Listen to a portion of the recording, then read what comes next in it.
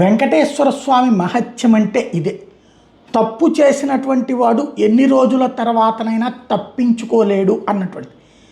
లడ్డూ కల్తీ విషయంలో వైవి సుబ్బారెడ్డి పాత్ర అన్నటువంటి దాన్ని ఇంకేమైనా భవిష్యత్తులో తేలుతుందో తెలియదు, కానీ ప్రస్తుతానికి అందులో ఒక నిజం బయటపడింది. ఏంటయ్యా అంటే, సుబ్బారెడ్డి పిఏ చిన్న అప్పన్న రిమాండ్ రిపోర్ట్లో ప్రస్తావించిన అంశం ఏంటంటే, 24 నిందితుడిగా చేర్చారు. 2022లో టీటీడీ కొనుగోళ్ల విభాగం జీఎంని అప్పన్న సంప్రదించాడంట. నెయ్యి సరఫరా చేసే బోలేబాబా డైరీ యాజమాన్యానికి ఫోన్ చేశాడట. ప్రతి కిలో నెయ్యి మీద 25 రూపాయలు కమిషన్ అడిగాడట. కమిషన్ ఇవ్వడానికి బోలేబాబా డైరీ నిరాకరించిందంట వాళ్ళ యాజమాన్యం. బోలేబాబా డైరీ మీద అనర్హత వేటు వేసేలా చిన్న అప్పన్న కుట్ర పన్నాడు. బోలేబాబా డైరీని తనిఖీ చేయమంటూ టీటీడీ అధికారుల మీద ఒత్తిడి తెచ్చాడు.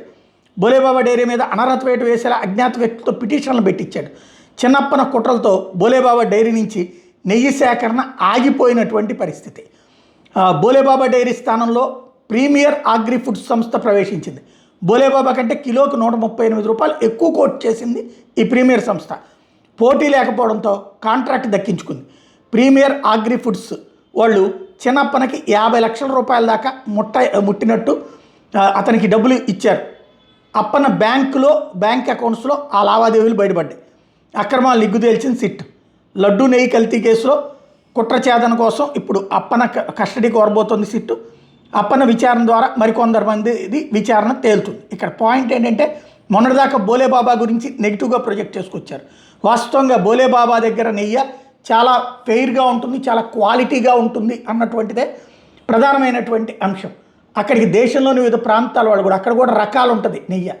ప్యూర్ అస్సలు ఏమాత్రం తేడా లేకుండా ఉండేటటువంటి, వేలల్లో ఉండేటటువంటిది. బోలేబాబా ఆశ్రమం వాళ్ళు నడిపేటటువంటిది. ఆ బోలేబాబా ఆశ్రమం వాళ్ళనే లంచం అడిగాడు. చివరికి తన స్వార్థం కోసం వాళ్ళు ఏంటి ఆధ్యాత్మిక పరాయణులు, అలాంటి వాళ్ళని దొంగలు చేసి చూపించే ప్రయత్నం చేసి చెడగొట్టాడు. చివరికి పాపం వెంటాడింది. ఇప్పుడు అరెస్టు, జైలు. ఇప్పుడు దీంట్లో ఇంకెవడు తప్పు చేసినా సరే ఖచ్చితంగా భగవంతుడు శిక్షిస్తాడు. అయితే అట్ ద సేమ్ టైం ఇక్కడ ఒకటి గుర్తుపెట్టుకోవాలి, ఒక తప్పు ఒక పాపం అందరూ చేసింది ఏంటంటే, ఆవు మాంసం పంది మాంసపు కొవ్వు అని చెప్పడం మాత్రం దైవద్రోహమే. అది ఇంతవరకు ఎక్కడ అవల. ఇందులో ఓన్లీ ఈ డాల్డా అంశం. ఇట్లాంటి తప్పులు ఖచ్చితంగా శిక్షించాలి. సేమ్ టైం ఆ మాటలు మాత్రం దారుణం, ఇప్పటికీ మనసుని క్షోభింపకై చేసేటటువంటి అంశం.